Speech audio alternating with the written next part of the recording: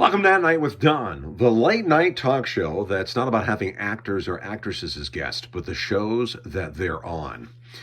The idea is that you're going to sit on the couch at home with your fill in the blank and be like, yeah, this guy's onto something, or no, he's crap. This week's episode is on Star Trek's first pilot, The Cage.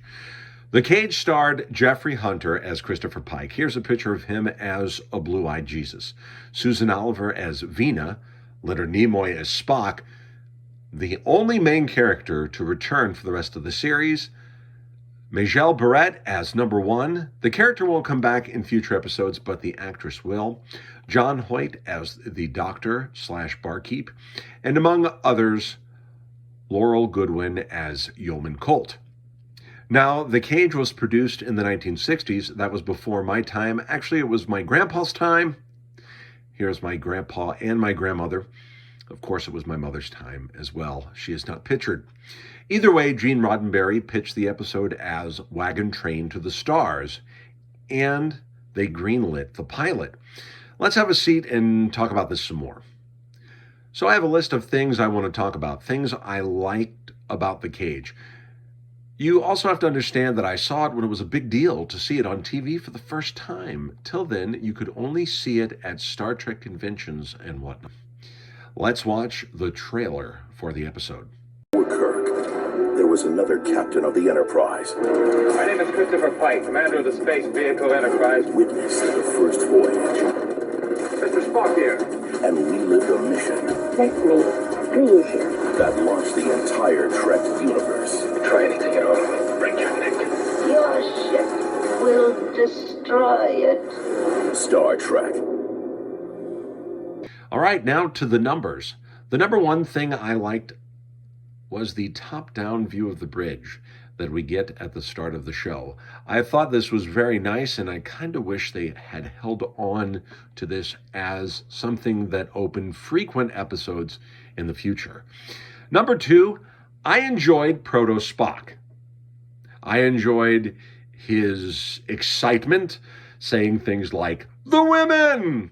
But I don't think this is how Spock acted when he was younger. I think we have a pilot here and should look at the standard of Spock that we get from the series as how Spock pretty much has always been, and just accept that this was a show pilot and not try to fit it in canon. Especially since Spock is a little bit different and more alien, let's say, in the second pilot where no man has gone before. Number three. Number one is stiff and pretty emotionless. That's what Spock becomes in the series, which is another argument for Spock was never young and impulsive like they want to make him out to be. In the pilot, Spock has more emotions than her. Clearly, the choice was to meld these two characters together. Another argument, like I said, against that emotionalness, that emotional, full neophyte for the most part.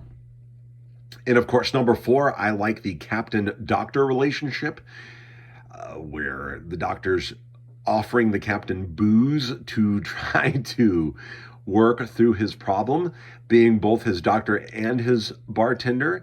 And that is something that I think they kept with the whole McCoy and Kirk dynamic when they did do that. Number five, so we've been out there before, out in deep space, way back when, and a ship that was far less advanced than the USS Enterprise crash landed. This is in the future. So in the future, they're dealing with the past, but it's still our future. So it's kind of cool that we have this situation where there's this marooned crew from an old science vessel, and they're older. And of course, they have a young lady with them that was but a young child when they crashed. And of course, the Enterprise has to deal with that. Number six, the aliens look alien, but they still have a real human quality to them. Of course, they have big, giant brains, and their lips don't always move when they talk because they're using their brains to talk like advanced aliens would. Number seven, nothing is real but pleasure and pain. Right? Nothing is real. Nothing we see is real. It is all in the mind, except for when Pike is in a cage. And then we have to ask our question, how much of that cage is even real and just in his mind, right? This is a great sci-fi theme, yet I think this is where they lost those that had to make the choice to greenlight the series or not. I thought that they underestimated the viewers when I first saw this in my teenage years, but maybe not, because Star Trek did get the cancel hammer after 3 seasons. Actually, they were threatening to cancel Star Trek many times, a letter writing campaign and whatnot. But ultimately, what happened was they did not want Star Trek in this form, and maybe they were right. Maybe we wouldn't have even gotten 1 season out of this. Aliens talking with their pulsing giant heads and brains and not actually moving their lips. Number 8, the main mission of the aliens is to get the humans to have sex. As a teen, when I saw this, I thought it was pretty slick of those giant-headed folks to be that way. So it really wasn't them trying to have sex. They were trying to repopulate their planet, but you have to have sex for that. And from what I get, Gene Roddenberry was a bit of a perv. Then again, so am I, so I really relate to that. Number 9, even though humanity is advanced far beyond the 1960s, and even today, they're still too barbaric to repopulate the Telosian planet. That's right, after scanning all of the human information on the Enterprise's computer data banks, the Telosians say, no, you are too barbaric, even in your advanced stage, to repopulate our planet. You will learn our ways and put us back in the exact same position we are today, which tells us that the Telosians themselves were a bit probably more barbaric than they want to let us on. And number 10, the end works because the show shows us that there is a horrible truth for Vina. She gets left behind and given an image of Pike, and we are glad that she has that fantasy to live, because she really wasn't the only fully whole surviving human from that expedition. She was, in fact, mangled, and they couldn't put her back together. This falls apart in some ways because they look exactly like us and have body types exactly like us, but it holds up in the sense that they have big, giant, pulsating brains and their lips don't move, so of course they wouldn't know how to put us back together. In the end, when I watch the pilot, it leaves me wanting more. And I don't mean more Kirk Star Trek, I mean more Captain Pike Star Trek. But I do want more Kirk Star Trek too, I always do. I know that if this was too cerebral or not, I don't know. I really don't know.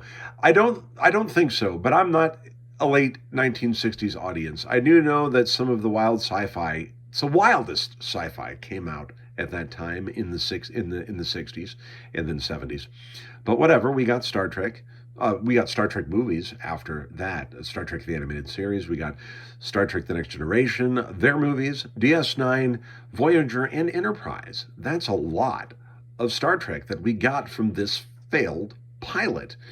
Them seeing, Lucille Ball, for example, seeing the potential and pushing forward for it. And then, of course, we got the 3 seasons and on from there. But it all started with this.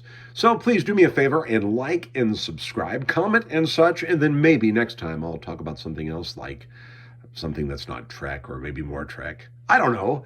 This has been At Night with Don. I am Don, and I will hopefully see you next time.